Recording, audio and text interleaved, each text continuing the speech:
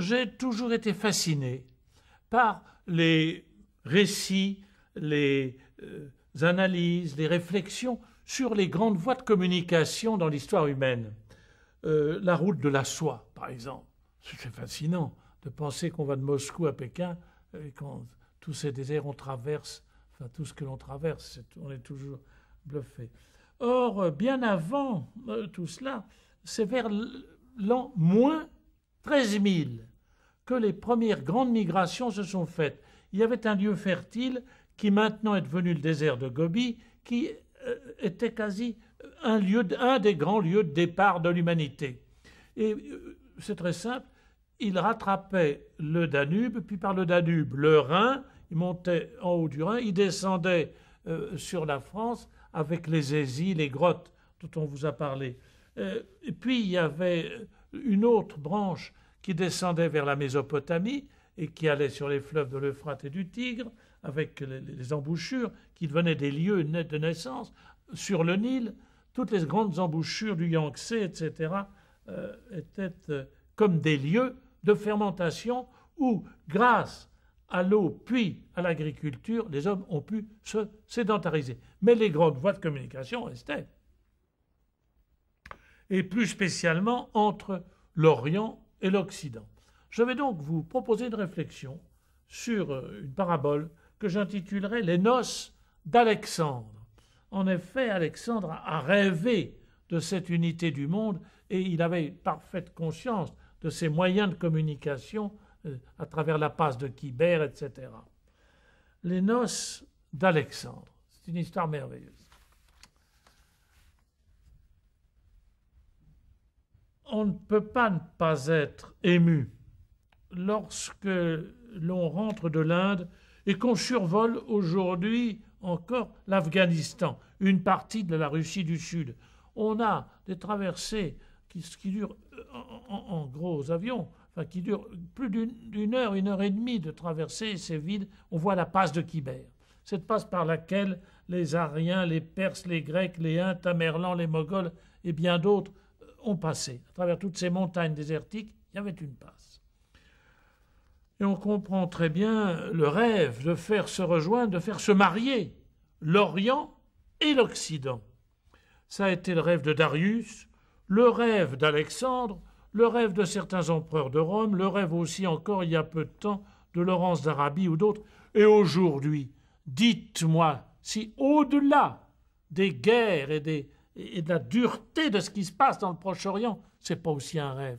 Quand l'humanité trouvera-t-elle le moyen de se comprendre Orient et Occident?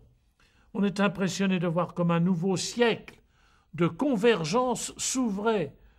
Alexandre traverse tous les déserts de la Perse pour rejoindre à travers l'Afghanistan les rives de l'Indus. Et les nombreuses villes, on les constate encore, qui portent le nom d'Alexandre.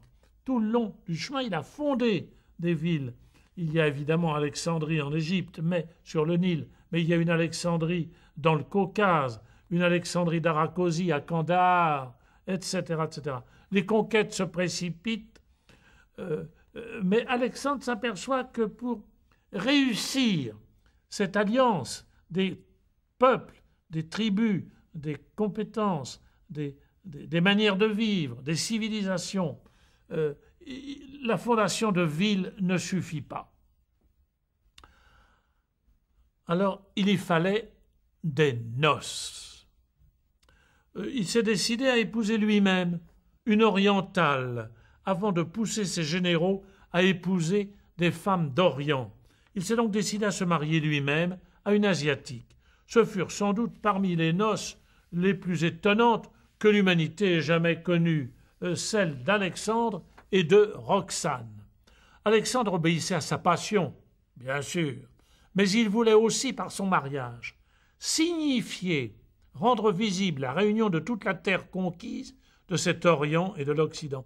Il espérait avoir un fils qui lui succéderait et incarnerait par sa double ascendance perse et grecque cette union des deux grandes parties de la terre. Le mariage a été célébré à Bactre. Bactre, c'est la capitale de la Bactrie, au nord de l'Afghanistan. Durant 7 jours, Réceptions, festins se succèdent sans interruption. Toute la ville est en liesse. L'armée participe aux réjouissances.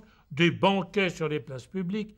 Alexandre avait voulu vraiment faire de ces noces le symbole de la fraternisation humaine mondiale entre la Grèce et l'Asie. Et pour donner encore plus d'éclat, des compétitions sportives se déroulent. Le roi assiste à ces compétitions qui introduisent pour la première fois en Asie la tradition des Jeux olympiques.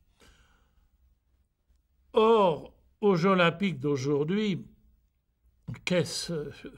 on donne des titres, etc. Mais pas Alexandre avait compris quelque chose d'autre.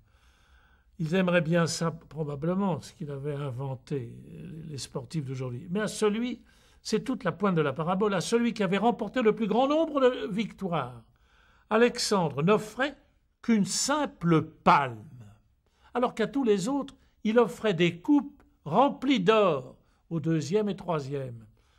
Au vainqueur, il n'offrait qu'une palme. Il y avait de quoi être déconcerté.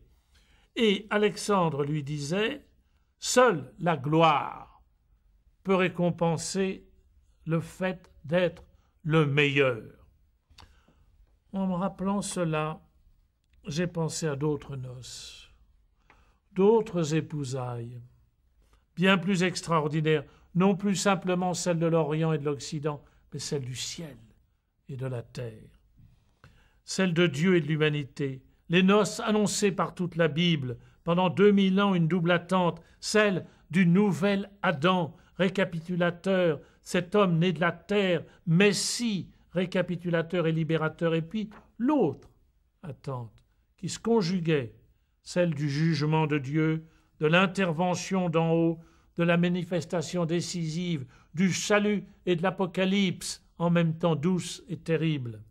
Voilà que cela se présente d'une toute autre manière que les noces d'Alexandre.